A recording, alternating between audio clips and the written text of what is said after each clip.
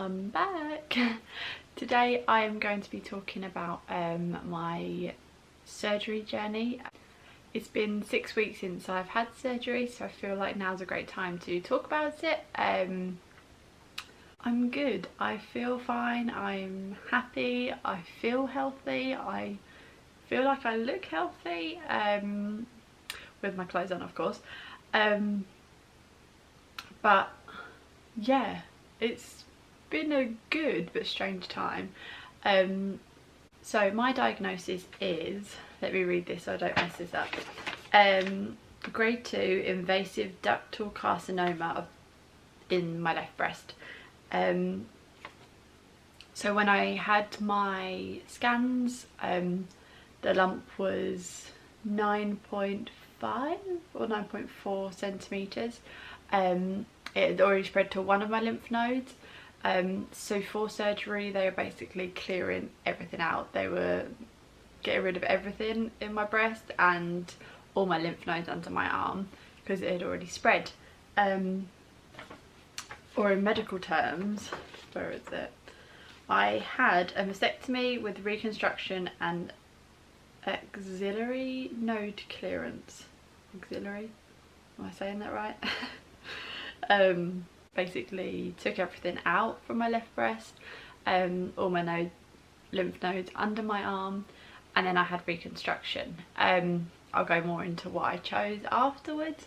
But yeah, I kind of, for me personally, I was so happy that they went for surgery first, just due to the size of the lump that I had. I just wanted to get it gone.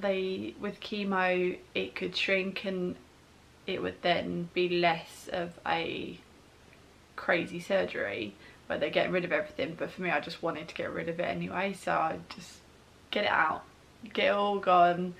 So yeah, they chose to do surgery first instead of chemo first. Just, well, they said to me that sometimes for my case, chemo sometimes doesn't do anything to the size of the lump, so basically it would, the like 6 months of chemo would have been for nothing for me. So they kind of preferred to do surgery, get it out, and then chemo to make sure everything has gone, which I was really happy with. Yeah, it just happened really quickly. I went in for my second appointment with my surgeon and decided on what reconstruction I was having, so I chose to have an implant. I was given the choice of an implant or, I just feel sick saying the word, flap. I can't think of the first, what becomes before the flap, but basically they take tissue from another part of your body and they'll put it on your breast, which is fine. I just hate the word flap, it just sounds minging. So reasons why I chose an implant: it was quicker recovery time, quicker surgery time, and I'm just, for some reason, well, just going into a hospital makes me want to pass out, but like scars make me feel quite queasy. Just having more scars on my body than I needed to, I was quite happy to just go for the implant. And also because I'm quite tiny, they couldn't take, so it was my back and then also my tummy that they would take my tissue from, but they wouldn't be able to get enough from my back, so then I'd have to take some from my tummy as well. So that's like a lot. Like, I was already struggling to get out of bed with just having that done, never mind then having my like stomach ripped open or whatever they do, and my back. I just didn't want as many restrictions, and I felt like they would both really restrict me. So yeah, I went for an implant. So because they take everything out of my breast, they needed, I should know this, like this is ridiculous that I don't know this, but they needed some tissue to be able to hold kind of the implant in place. I think that's why they use it. So they ask if you have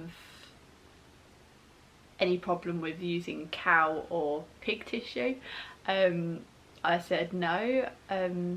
I ended up having pig tissue, so now I've told Josh that if any pig jokes come out his mouth, he's in big trouble because I'm now part of the pig community. Sounds ridiculous. So yeah, I chose what I wanted, and she said, right, do you have any questions? So like, yeah, when are we thinking the surgery will be? Thinking it will be like a month or 2 months down the line. So she said, I've got surgery this Wednesday, so how about the Wednesday after? Just like a week and a half away. Madness, absolute madness. But obviously I was happy. I just wanted to get it done, get this surgery going, let's get this journey started. So the sooner it starts, the sooner it can blooming end. So yeah, so then I left that appointment, and we then received tons of appointment letters. I had to have my pre-op where they just make sure you're ready. Lots of swabs, COVID tests. I had to self-isolate. I had my COVID test on the Sunday and then had to self-isolate until the Wednesday that I went in. I also couldn't eat. My surgery was meant to be midday on the Wednesday, so I had to stop eating by, I think it was 10 o'clock the night before. So you know full well, all that know me know that I was stuffing my face up until that point, so then I was ready to fight the next day. I gave the kids the biggest squeeze ever because I knew I wouldn't be able to properly squeeze them for a long time. So yeah, I said goodnight to them, so I wasn't sure if they'd be awake, so I had to be in really early in the morning. So yeah, I gave them the biggest squeeze ever, which was lovely but emotional. I then woke up in the morning, got dressed. So yeah, so then I left the house with Josh. Josh drove me, and due to blooming COVID, he had to just drop me at the lift, which was emotional because it was kind of the realisation that this would be the last time I'd see him before I had surgery, before my life changed dramatically for myself. It was just emotional. I think I was just more emotional about doing it by myself, not having anyone there with me for when I wake up, no one there just to keep my mind at ease whilst I'm waiting. But I definitely was lucky. Once I got in, they explained that they've moved my surgery forward, so I was, instead of waiting till midday, I was having it at, no, I think it was 9 o'clock, so I had like 45 minutes to wait. So I got dressed, had tons of people talking to me, asking me questions, and then by that time I think I texted everyone to say about my surgery, and then I was going in. So that was absolutely crazy. Being put to sleep was fine. They put a nice little hot blanket over me, made me feel relaxed. I had some really lovely nurses there helping me. One held my hand. Like, obviously it's a rubbish situation while I was there, but they made me feel so comfortable and at ease, so it was a lovely experience. Yes, then I just went to sleep for a lot of hours. I'm not actually sure how long the surgery was, but I feel like it must have been like 4-5 hours surgery, which is crazy. Then I woke up. Well, I say I woke up, that day is like a blur to me. The amount of times I'd open my eyes and I'd be awake and then I'd fall straight back asleep, or like I ordered my dinner and I'd fall back asleep and I just didn't eat it. And they were kind of not pushing me, but they wanted me to go home. For me, after having like such major surgery, I didn't want to go home. I wanted to make sure that someone could check me and make sure I was okay, to be there for me. I know Josh and my mum were here, but yeah, I just wanted to be in the hospital, so I was the only one in my ward that didn't go home. Which is like, I just had major surgery. They just ripped me open. I just couldn't keep my eyes open anyway, so there was no way I was going to be walking anywhere. So I stayed in overnight, absolutely fine. Just slept. I just slept all day long. Then I woke up in the morning and ordered some porridge, then fell asleep again, so my porridge was cold.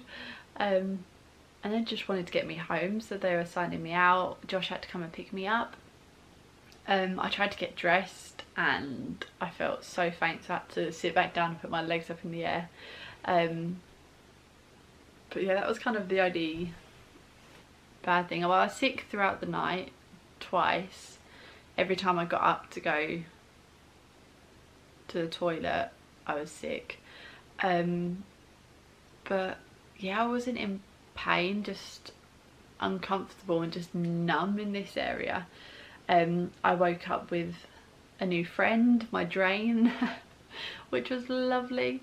Had that for 2 weeks, but I'll go into that more in a bit. So then yeah, I got dressed and then I went downstairs to meet Josh and he took me home.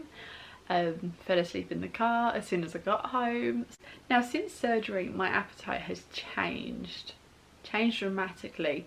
The thought of sandwiches I can't handle. Breakfast I'll have, but I don't enjoy it like I used to. The first few days I was addicted to prawn cocktail quavers. I'd have it for breakfast, like that was literally all I wanted.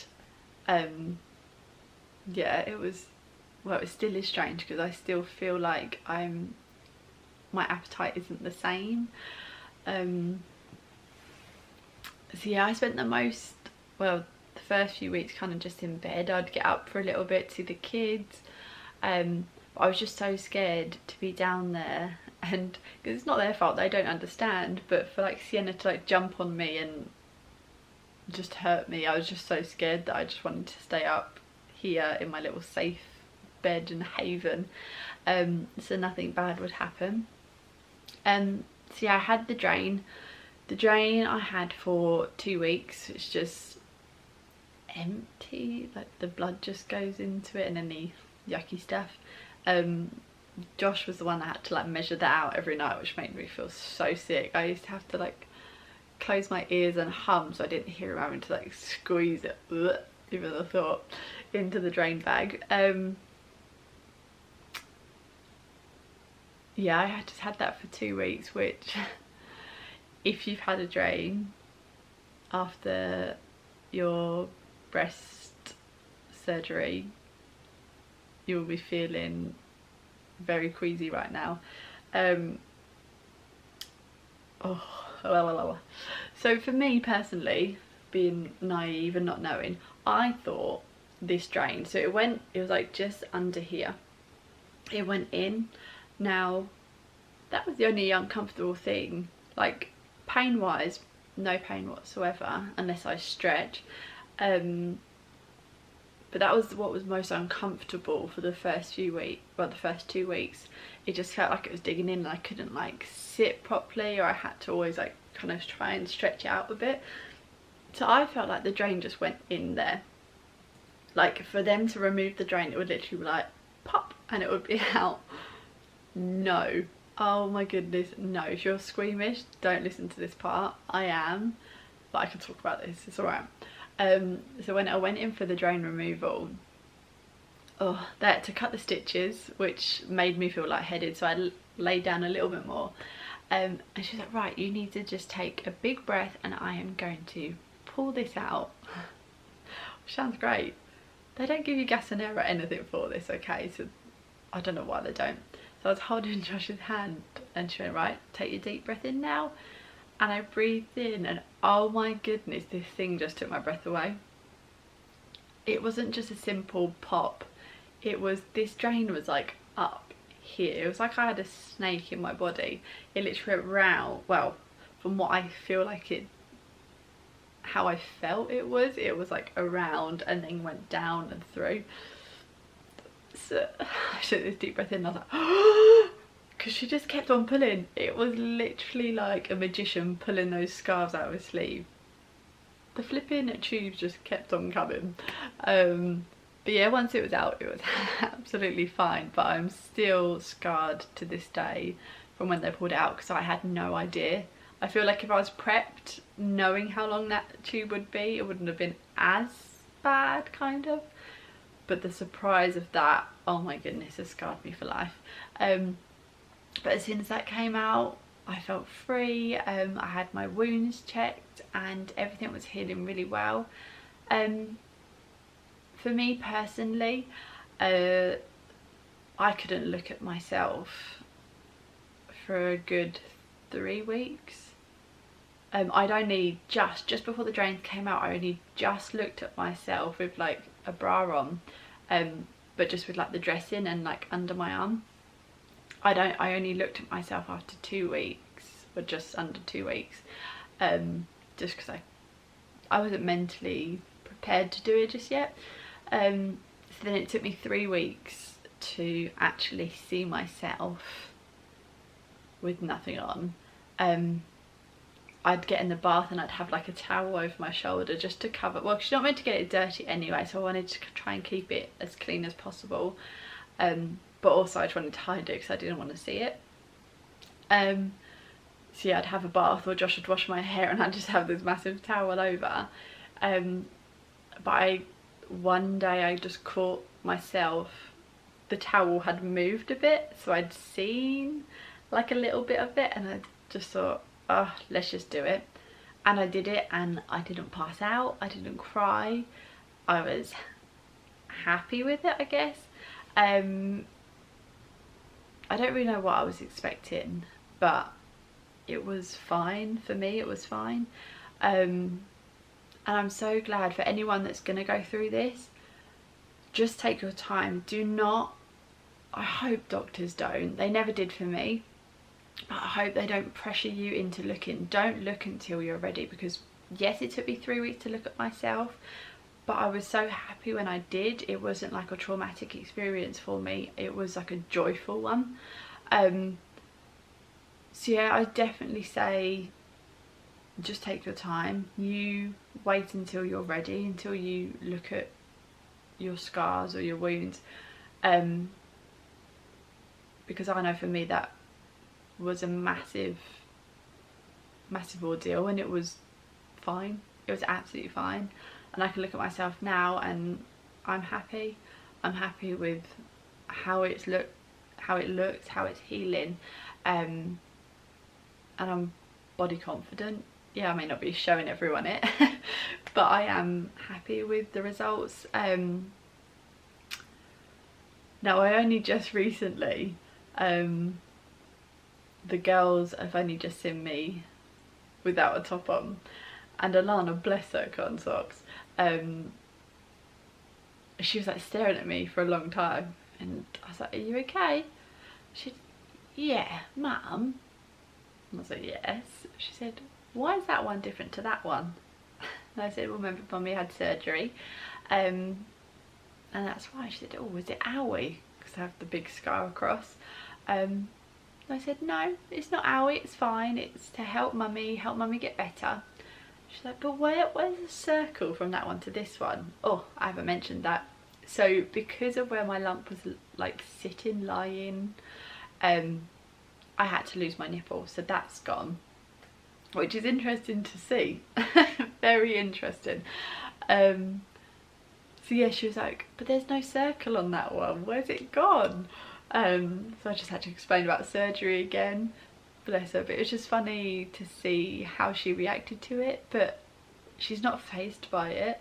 And like since then she's wanted, sounds kind of weird, but not in a weird, it's not weird, she has kind of wanted to see, well, she's not been put off by it. She's like, mummy, let's have a bath together, which she's never asked for before.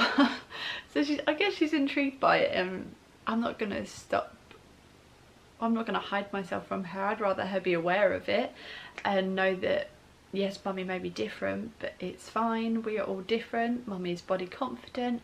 So yeah, it's been nice to kind of have that time with her to kind of explain what her mummy's gone through.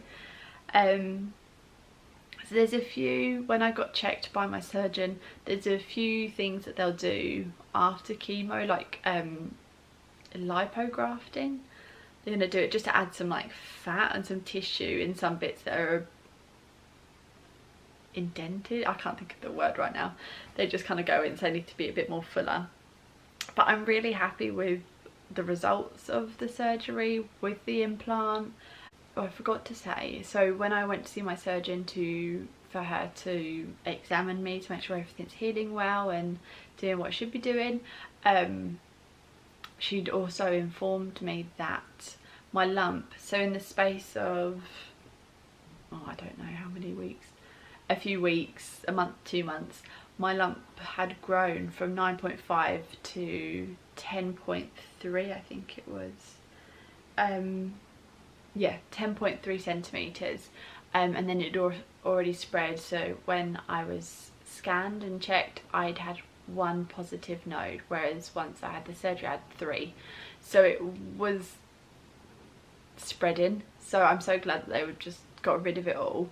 And then she informed me that I now will be on my chemo journey. I'll start my chemo. After chemo I'll have radiotherapy. After that, what was said, I don't know. I would then basically, after radiotherapy, I'd then be having medicine, drugs for a few years, I think, and then I'll have mammograms every year now until I'm 50, and then I think you just get it after that anyway. But yeah, I'll just be having mammograms. So I've still got a long journey ahead, and I know this part, the chemo part, will be the toughest for me, but I'm ready for it. As you can see, I've cut my hair and prep for the hair loss. I've had my eyebrows microbladed. I'll probably talk more about that in my chemo video. But yeah, I'm just starting the prep work. I've got a wig ready, because I'd rather be prepped than to be partway through and think, oh, pants, I should have done that, or I need to do that, and then have to wait. So yeah, I'm ready as I can be. So after surgery, obviously a lot is taken out, so I now need to start rebuilding my muscles and movement in my arms. So right now, like when I first came out of surgery, I could not lift my arm that much, like it was a struggle, but like right now I can kind of lift it and it's fine. I can straighten it now. For a long time I couldn't straighten it. That was so weird. Just here kind of pulled, and still now it hurts, but kind of, yeah, I have to do some exercises to kind of build everything up again, get my movement going. So I'm still doing those, and will do for the rest of my life, just to make sure nothing happens. So now I'm just waiting for a letter to come through the door and to give me a meeting to meet my oncologist, so they can talk about what chemo I'm having, how long for, and then hopefully start getting dates to get a line fitted to then start chemo. So I feel like it should be in the next few weeks. So yeah, I'm